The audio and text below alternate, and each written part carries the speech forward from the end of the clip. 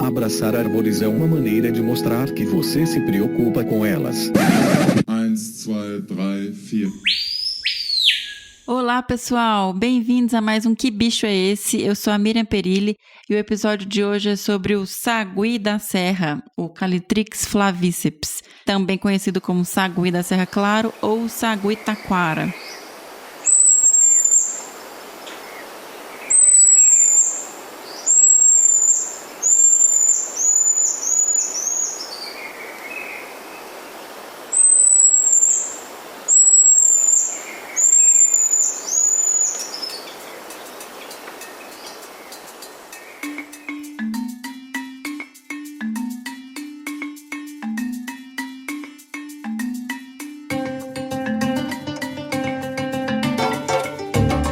Felizmente, para esse episódio a gente recebeu alguns e-mails que eu vou passar por eles agora. Ficamos muito felizes em receber e-mails, então sigam mandando e escrevendo pra gente, ok?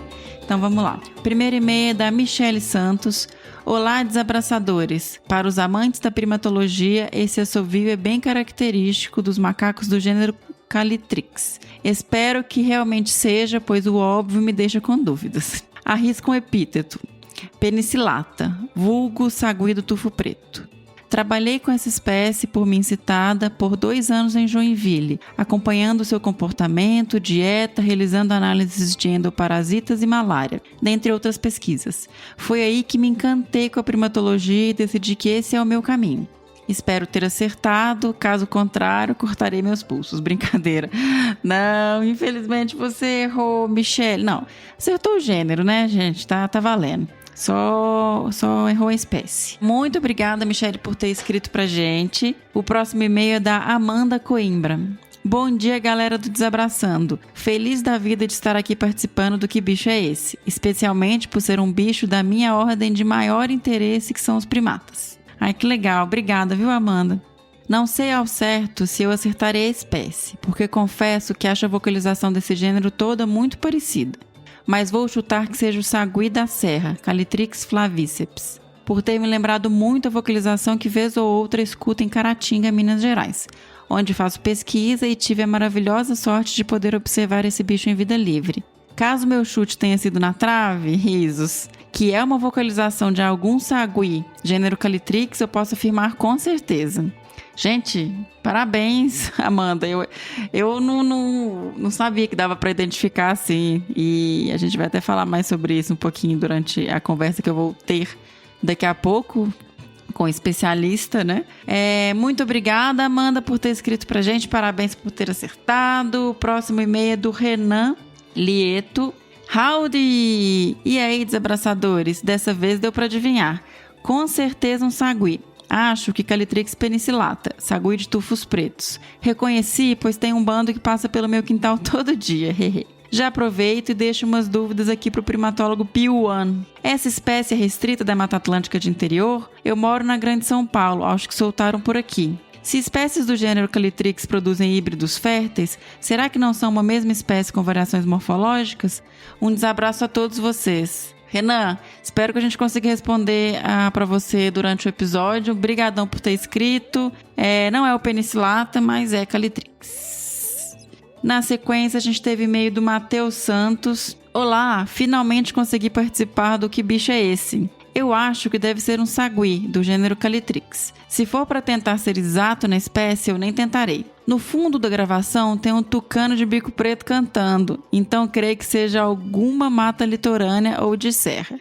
Portanto, paro por aqui, porque tem algumas espécies de sagui são endêmicas de fragmentos da Mata Atlântica litorânea. Fora, claro, as espécies do cerrado e da caatinga, que estão cada vez mais expandindo muito sua distribuição, invadindo o território e competindo com as outras espécies mais sensíveis. Mas no fim, eu posso estar errado e não ser um sagui.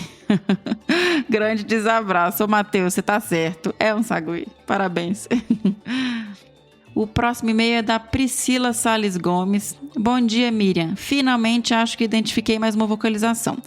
Todas as últimas foram muito difíceis, mas estou sempre tentando achar algum vídeo no YouTube que me ajude, viu? Bom, o bicho do último episódio é um sagui.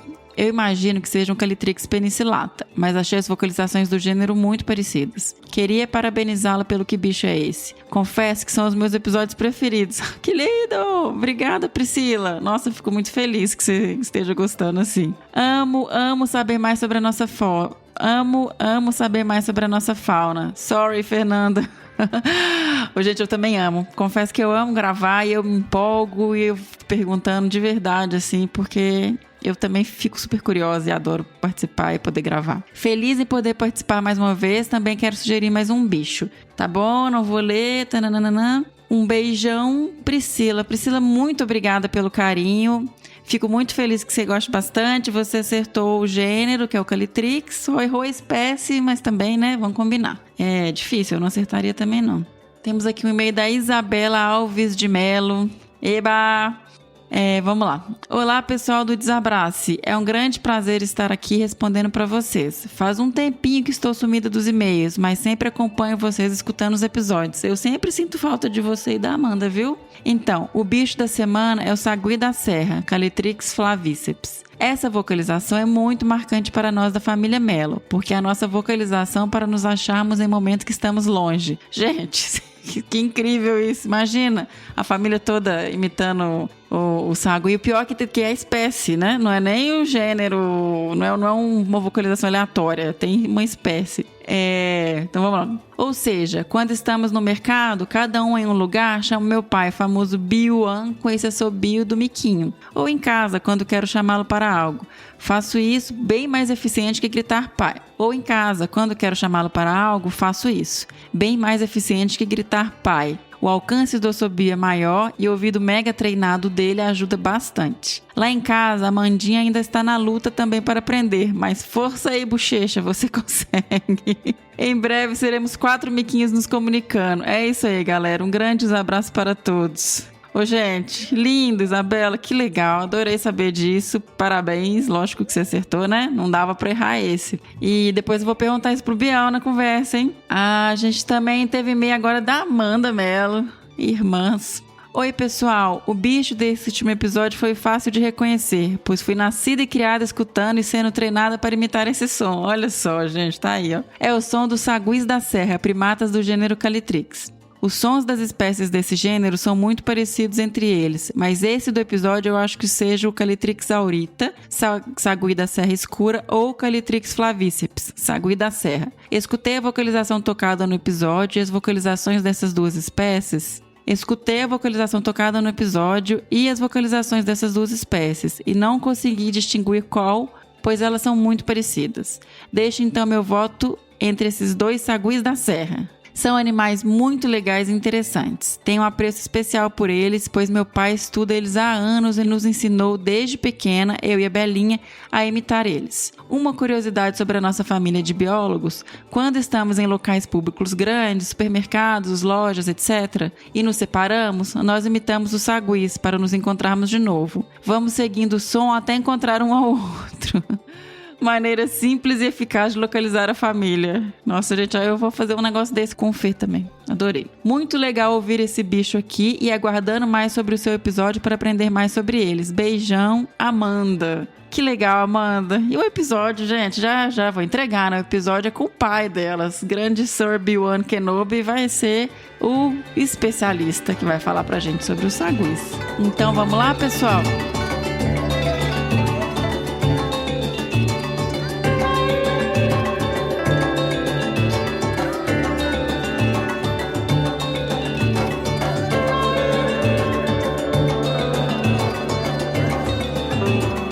Nós vamos conversar com o professor doutor Fabiano Rodrigues de Melo, nosso querido Biuan Kenobi. O Bião, que é biólogo pela Universidade Federal de Viçosa, mestre em genética e melhoramentos pela Universidade de Viçosa também, doutor em ecologia, conservação e manejo da vida silvestre pela Universidade Federal de Minas Gerais e pós-doutor em antropologia pela University of Wisconsin, dos Estados Unidos. Ele é professor associado 3 do Departamento de Engenharia Florestal da Universidade Federal de Viçosa. Ele é orientador de mestrado e de doutorado nos programas de pós-graduação em Ciências Ambientais pela UFG, em Ecologia e Conservação pela UNEMAT e em Ciências Florestais e e Biologia Animal, ambos pela Universidade Federal de Viçosa. Ele também atua como coordenador para o Brasil do grupo de especialistas em primatas, que é associado ao ICN, né, União Internacional para a Conservação da Natureza. Ele é também um dos membros fundadores do Instituto de Pesquisas da Mata Atlântica, IPEMA, e do Muriqui Instituto de Biodiversidade, o MIB.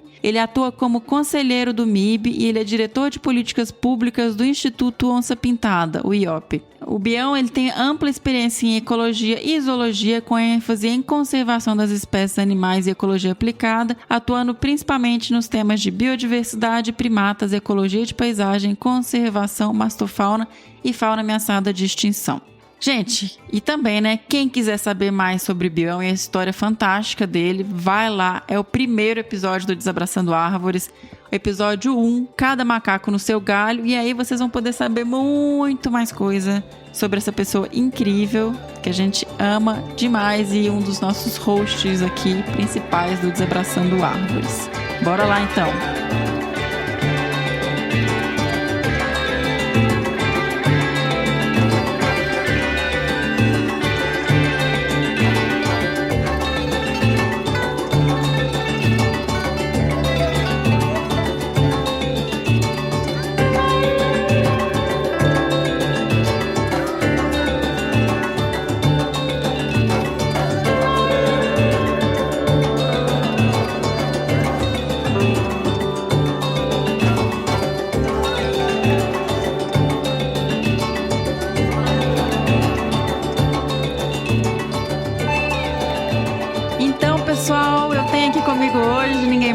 Ninguém menos do que Sir Obi-Wan Kenobi. Ei, que alegria gravar com meu padrinho amado.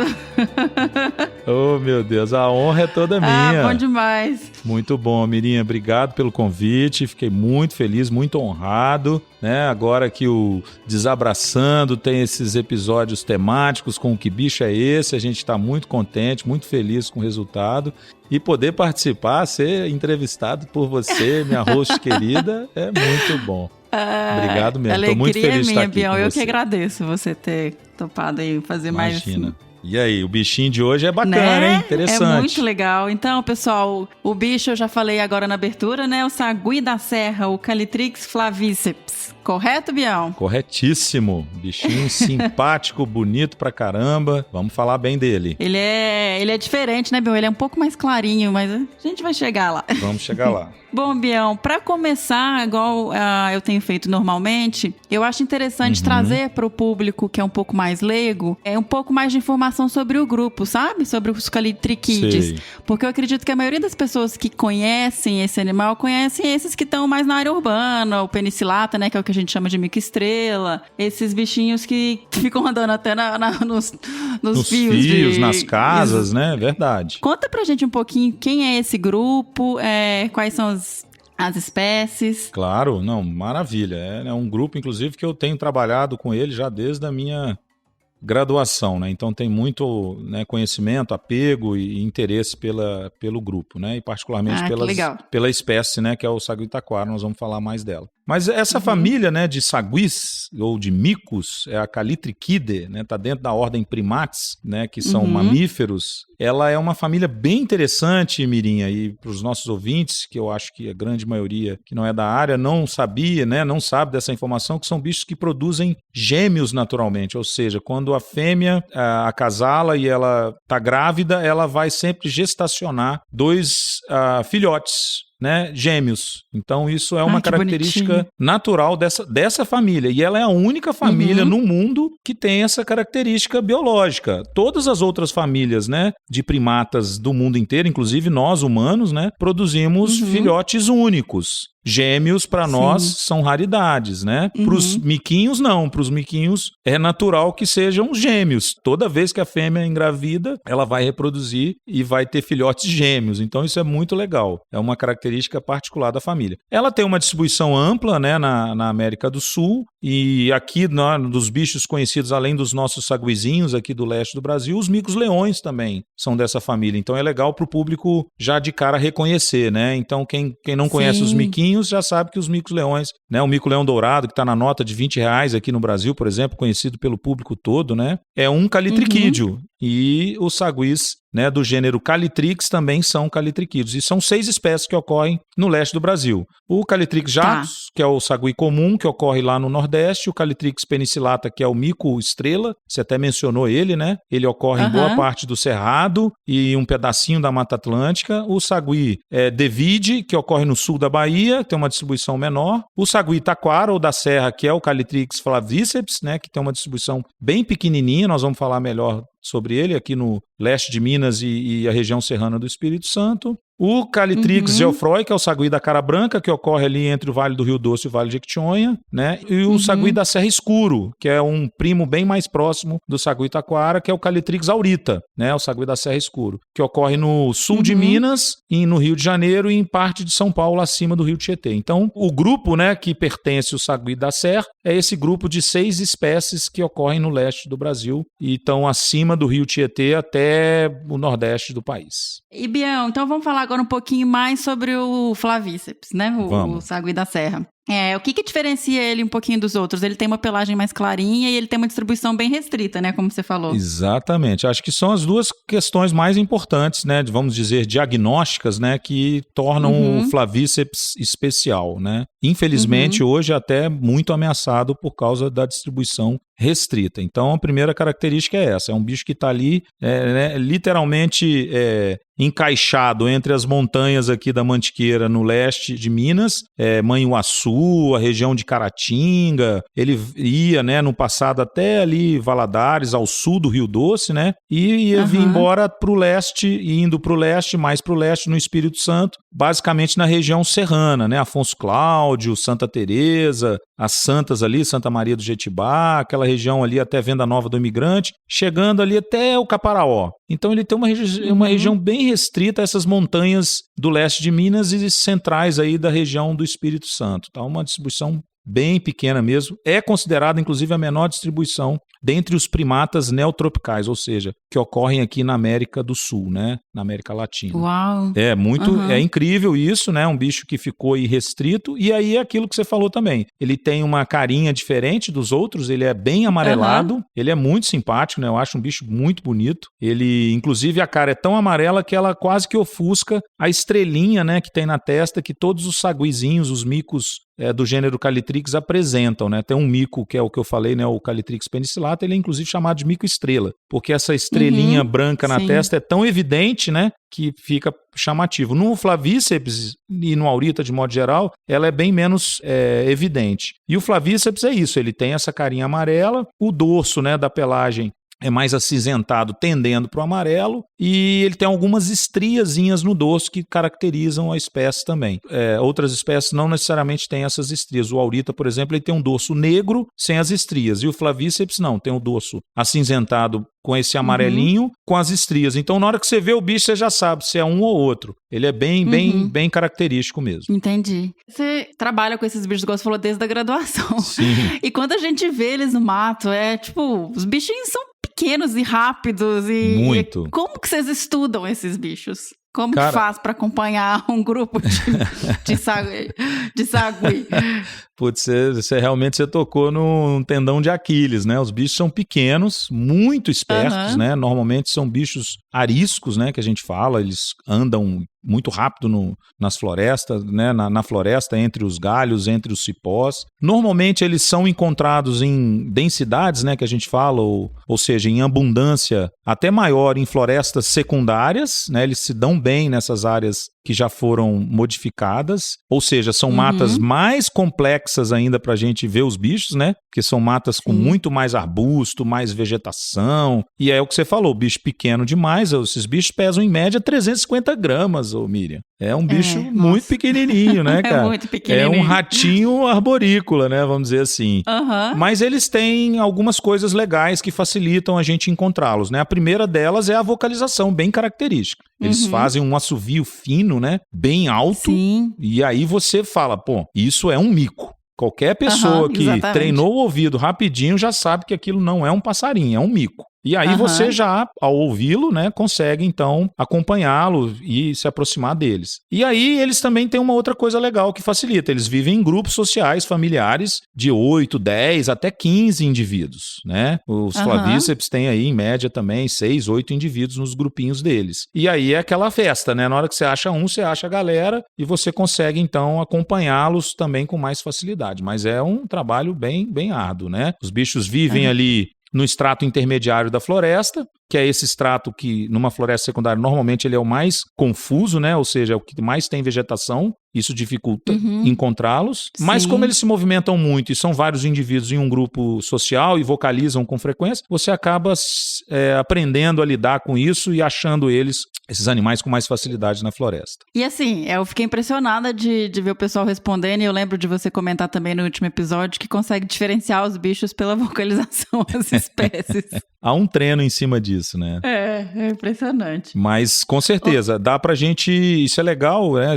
Pontuar isso pro pessoal, porque a gente que trabalha com um grupo, a gente ouve os animais normalmente primeiro na floresta, antes de vê-los. E o aurita e o Flavíceps têm uma vocalização bem parecida entre eles, mas que é bastante diferente dos outros 4. Então é muito legal, porque você chega numa mata, e hoje isso é importante, né, Mirinha? A gente vai contar um pouquinho, né? A gente já estava falando sobre isso, mas nós vamos comentar mais sobre essa questão da hibridação. Mas você chega numa mata, você fala assim, não, aqui é a aurita que tem aqui, não, aqui é a Flavíceps que tem aqui. Mas se você... E aí, com essa questão dos invasores, né? Você não pode afirmar isso mais. Mas uma das coisas que você pode fazer é treinar o ouvido e, ao entrar na mata e ouvir o bicho cantando, você vai falar, opa, isso aqui ou é um aurito ou é um Flavíceps. Mas não vai ser um exótico invasor. Pelo menos isso você descarta. Tá, dá pra fazer isso, então. Dá pra fazer isso. Agora, é claro, você tá, sei lá, na região do Cerrado ou numa outra região do Brasil, que tem uma ocorrência... Pode ser a ocorrência de um Calitrix jacus ou um Calitrix penicillata, né? Que são os primos mais distantes do Flavíceps. Você pode ter mais dificuldade de identificar pela voz. Mas também dá. Treinar o ouvido, você consegue identificar cada espéciezinha aí. É bem legal. Tá, então vamos até aproveitar que você comentou essa questão da hibridização, porque a gente vê que eles ocorrem em manchas próximas, assim, na Mata Atlântica, na distribuição. Sim. E eles têm esse problema de, na verdade, até quando é invasor, né?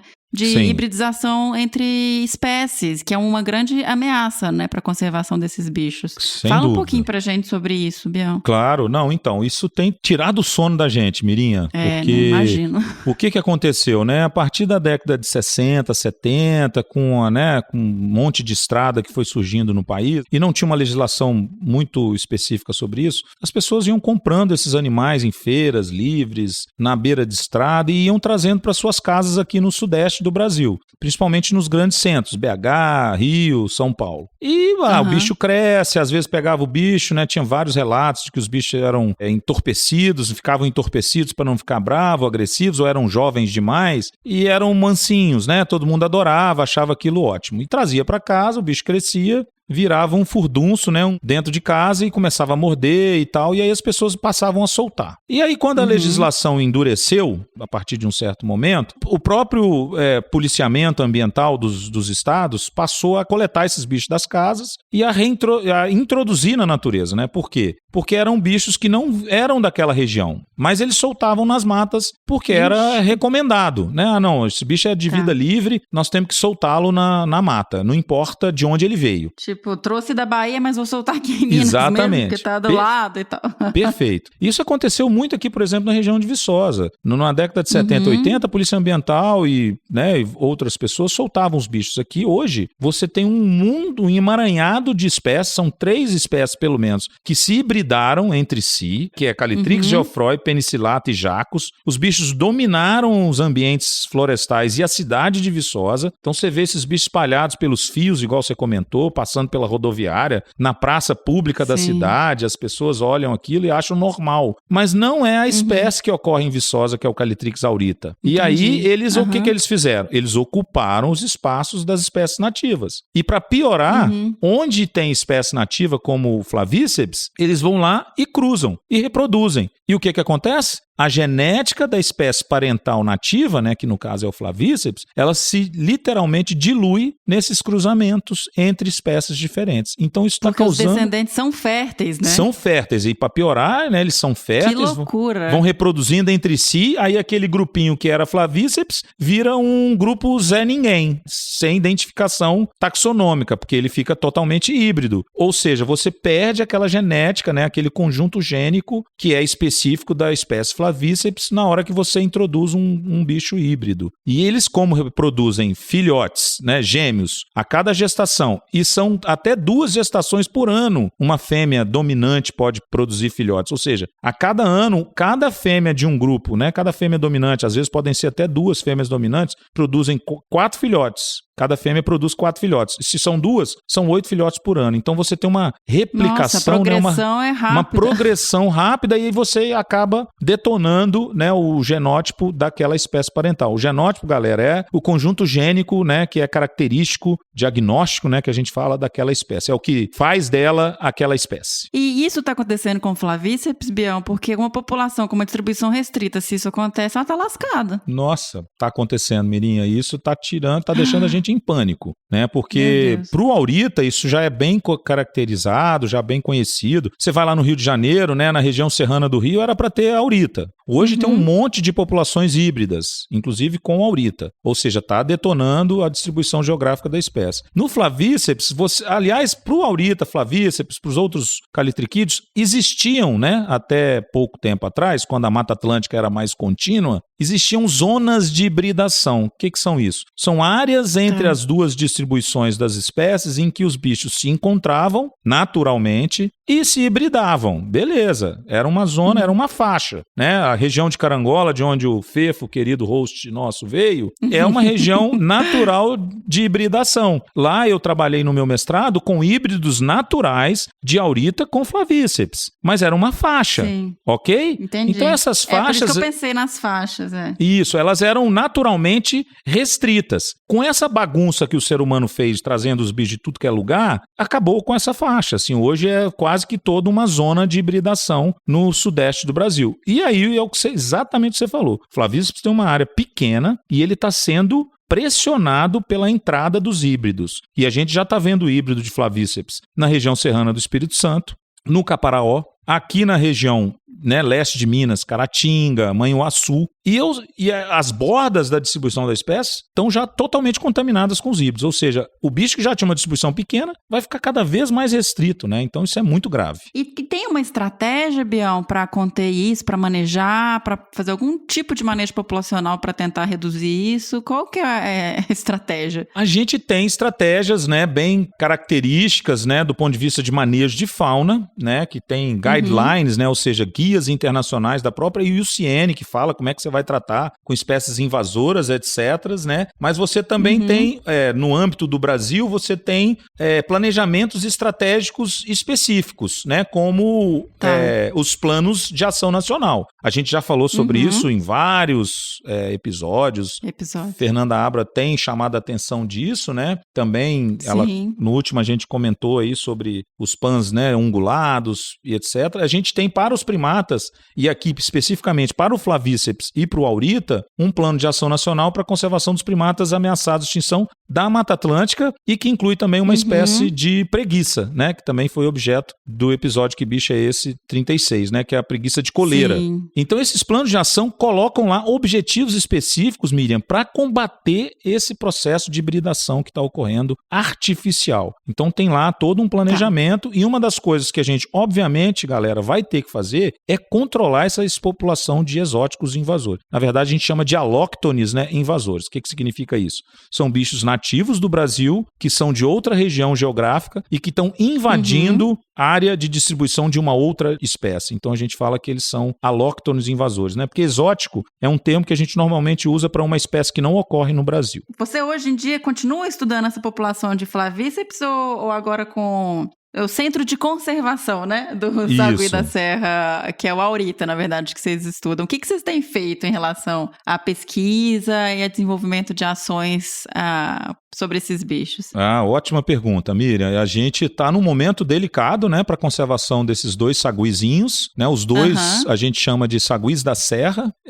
Então, a partir da minha vinda, né, para Minas e para a Universidade Federal de Viçosa, tive a oportunidade de orientar o Orlando Vital, que terminou inclusive o mestrado aqui agora na UFV, na Biologia Animal. Ele reencontrou a espécie em Viçosa após 25 anos, o Calitrix aurita, né, que é a espécie nativa daqui, o sagui da serra escuro. E aí, essa oportunidade de pesquisa gerou uma expectativa que foi abraçada pelo Programa Nacional de Conservação dos Saguis da Serra. Na verdade, é um programa internacional, liderado pela liderado pela ONG PREA, do nosso amigo Dr. Rodrigo Carvalho, de Juiz de Fora, e por várias instituições internacionais. E, obviamente, o ICMBio, né, através do CPB, né, que é o Centro de Pesquisa e Conservação dos Primatas Brasileiros, do ICMBio, né? Então, essas instituições já estavam fazendo um programa nacional apoiado por instituições internacionais como a Durrell, né, o Wildlife Conservation Trust, a Penhel Zoo da Holanda, agora tem o zoológico, né, o Zoopark de Beauvau na França, que tem apoiado também, enfim. Tem uma galera bem legal que já estava movimentando, uma rede internacional que já estava movimentando a proteção dos 2 saguis.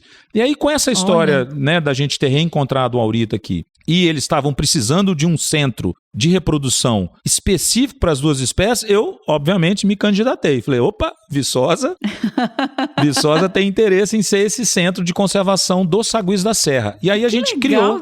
Muito legal, cara. Aí a gente criou, então, o CCSS, né? Depois a galera aí, a gente põe no link, né, as páginas, né, das nossas redes sociais para a galera curtir. E aí o pessoal do Programa Nacional, através do apoio do Rodrigo, né, Carvalho, principalmente do Leandro Jerusalinski, eles então falaram, então, beleza, né, Bião, vamos criar o centro aí em Viçosa e vamos dar o apoio para vocês começarem a reproduzir essas 2 espécies saguis para que a gente faça projetos de conservação e reintrodução na natureza. E aí foi onde tudo começou. Em 2018 a gente encarou, 2019 a gente começou a reforma do centro e agora em 2020 nós estamos terminando essa reforma em abril. E vamos receber os primeiros casais, por enquanto, de aurita, porque não existe, Mirinha, isso é fundamental dizer, galera, não existe nenhum Calitrix flavíceps, ou seja, nenhum sagui da serra em cativeiro no mundo. Nós não temos Sério? Não tem ninguém no Brasil e nem em lugar nenhum do planeta que tem esse bicho em cativeiro. Olha a importância desse nosso centro. Então vocês nem sabem se vai reproduzir em cativeiro, como que vai ser nada. Já aconteceu, já tiveram outros grupinhos de flavíceps em cativeiro, principalmente no Centro de Primatologia do Rio de Janeiro, né, que fica em Guapimirim, no Rio, mas foram poucos indivíduos, reproduziram, até se deram bem, mas daí morreram, aconteceu qualquer coisa, ninguém mais teve bicho em cativeiro. Ou seja, nós vamos ter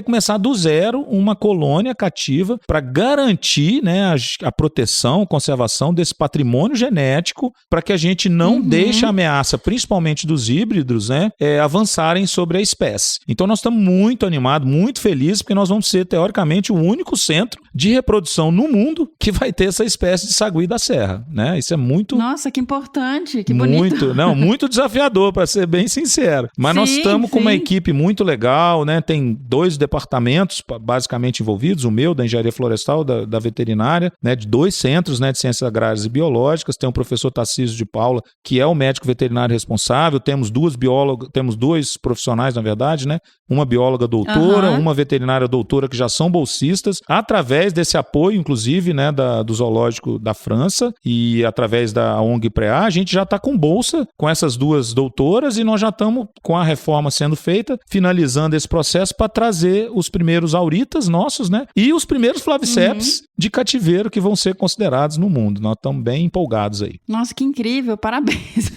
Obrigado. por assumir essa responsabilidade. Ufa, e é uma responsabilidade mesmo, né, Mirinha? Você sabe disso, você já teve, né? Você já trabalhou com cativeiro, você já fez, né? Já estudou, já trabalhou com bichos em cativeiro. É um desafio muito grande, porque aí acaba feriado, acaba ano novo, acaba Natal, acaba tudo, né?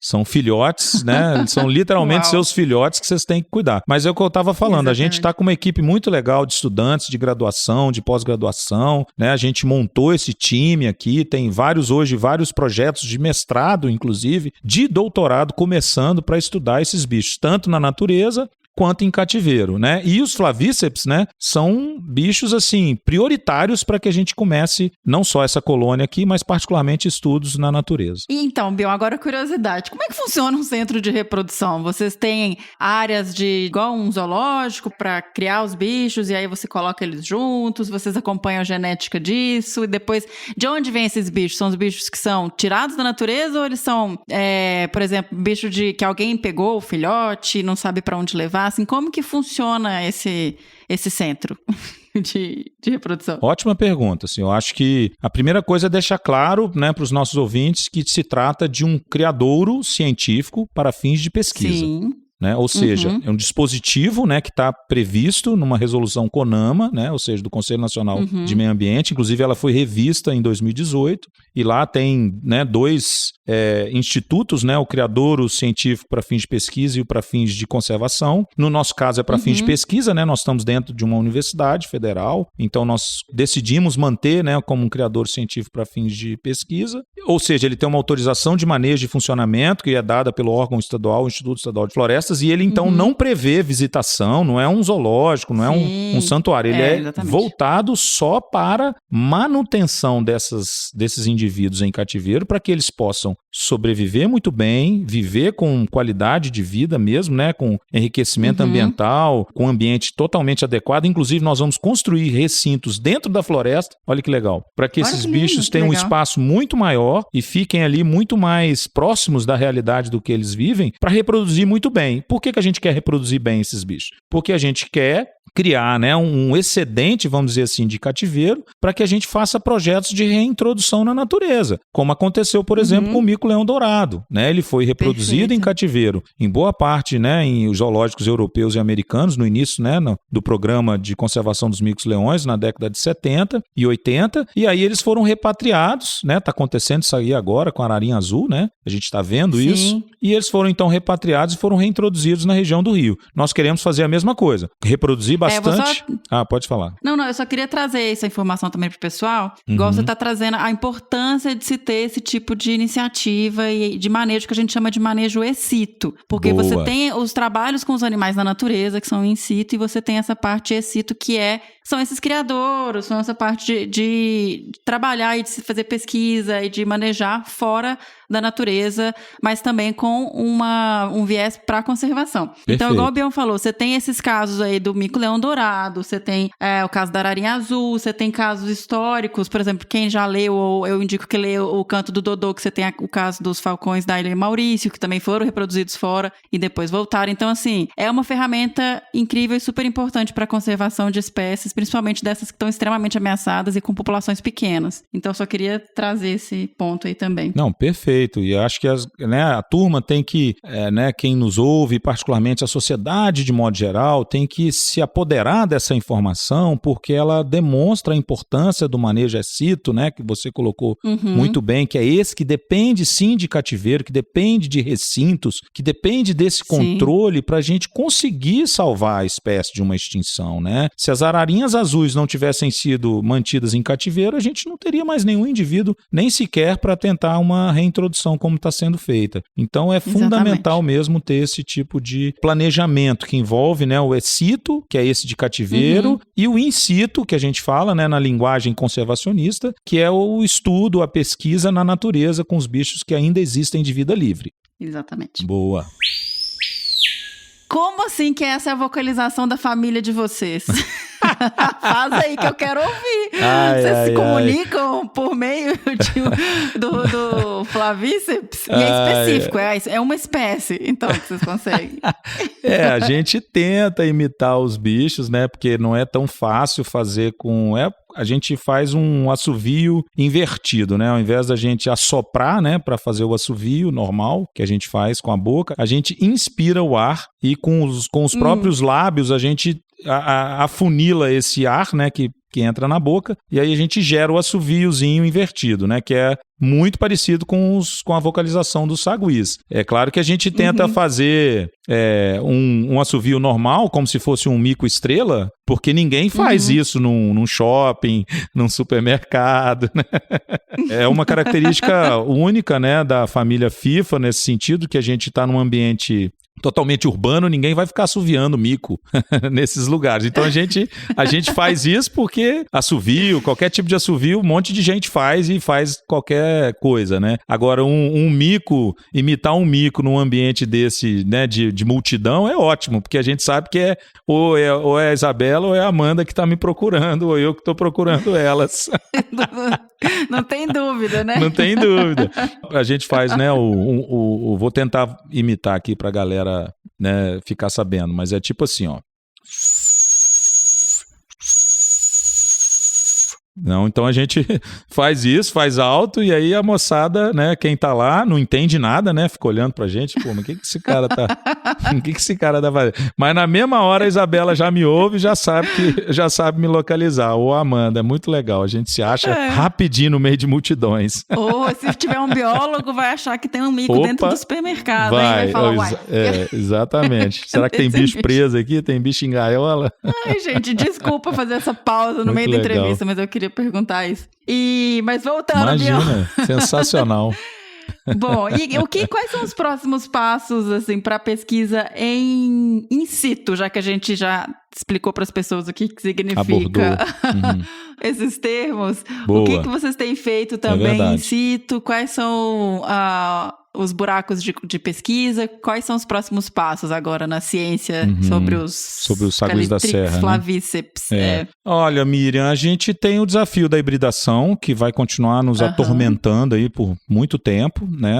Apesar da gente, né, já ter falado que a gente tem, né, os pré-requisitos, né, para fazer o manejo, a gente já tem quais são os nossos objetivos para atingir, né, e minimizar o impacto da hibridação. A gente tem um grande problema para espécies, né, da Mata Atlântica, que é a fragmentação, né? Como é que os bichos vivem nesses ambientes retalhados que são os fragmentos florestais. E aí, com as mudanças climáticas, Mirim, a gente tem tentado também focar na questão do fogo, né? Dos incêndios florestais, porque eles estão detonando bichos, né?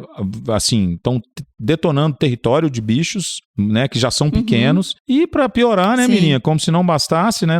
Como se nada que pudesse piorar não piorasse. A febre amarela, né, cara? Chegou rasgando com os flavíceps, sabe? Ah, meu Deus, eles também são vulneráveis para a febre amarela? E a gente viu que eles são bastante vulneráveis. A doutora Carla de Borba Possamay, né, bióloga do MIB, né, do Muriqui Instituto de Biodiversidade, pesquisadora associada ao projeto Muriqui de Caratinga, da doutora Karen Stryer, fez um trabalho bem detalhado, eu colaborei com o trabalho dela, na região de Caratinga, em particular na RPPN, Feliciano Miguel Abdala, onde ocorrem, né, os muriquis. Ela está terminando os dados, né, as análises de dados, mas foi uma diminuição dramática da população de flavíceps lá, sabe? E o professor Sérgio Lucena Mendes, que trabalha, né, na UFES, hoje ele é o diretor do Instituto Nacional da Mata Atlântica, na região do Espírito Santo. Ele mora em Santa Teresa, trabalha lá no IMA, né? O IMA hoje está localizado em Santa Teresa.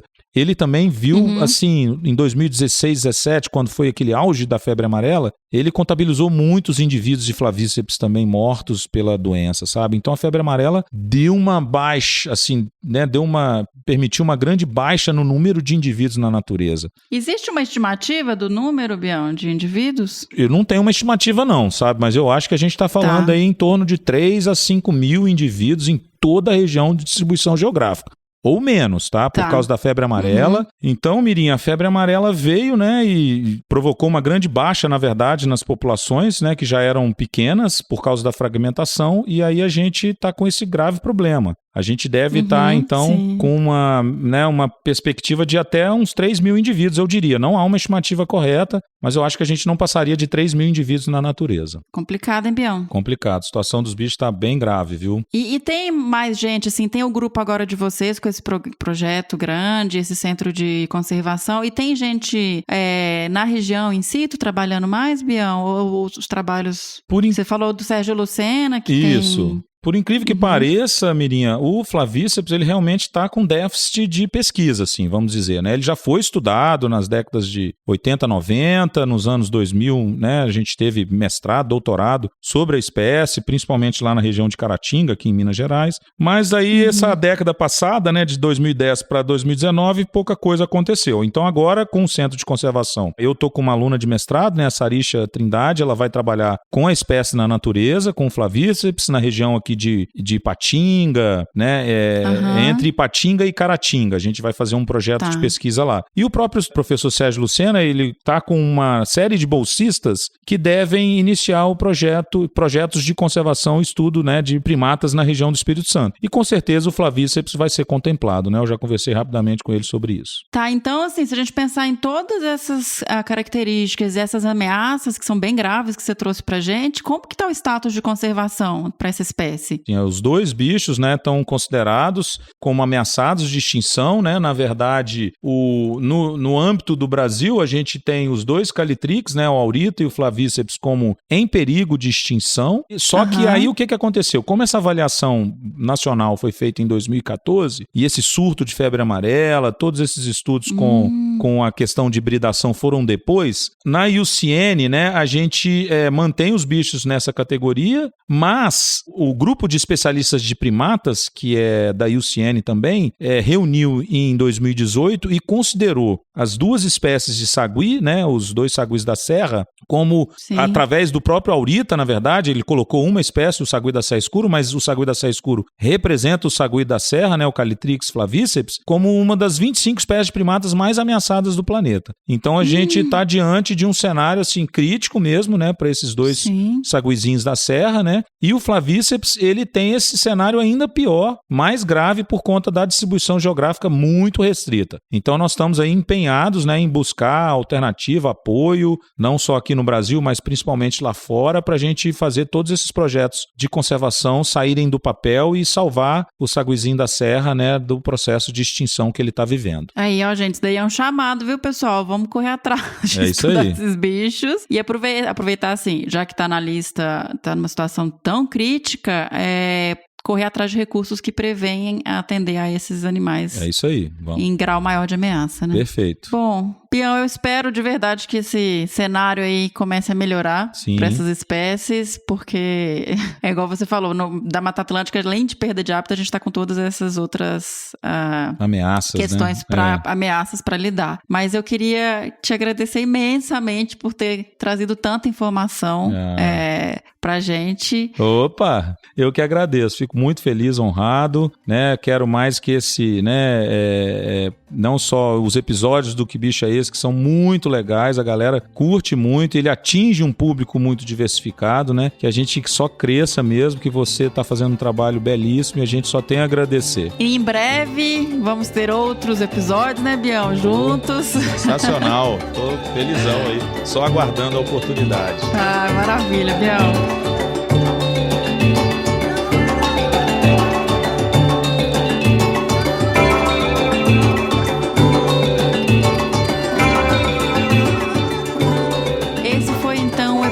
Sobre o sagui da serra, o sagui taquara, Calitrix flavíceps. Eu espero que vocês tenham gostado. Eu achei bom demais conversar com o Bião, como sempre, adoro. Se vocês souberem qual foi o bicho do último episódio, ou quando vocês estiverem escutando o bicho do último episódio que vocês escutaram, escrevam para bicho@desabrace.com.br. E pessoal, lembrando que pra gente estar aqui fazendo esse trabalho pra vocês, a gente precisa de apoio, então vamos dar uma força aí pra que a gente continue trazendo tanto conteúdo legal, conseguindo conversar com especialistas, trazer informações, gravar os nossos episódios periódicos. Entrem lá em desabrace.com.br, sejam apoiadores. Vocês podem fazer doações pelo Padrim ou pelo PicPay. As informações estão lá no site. Muito obrigada e até!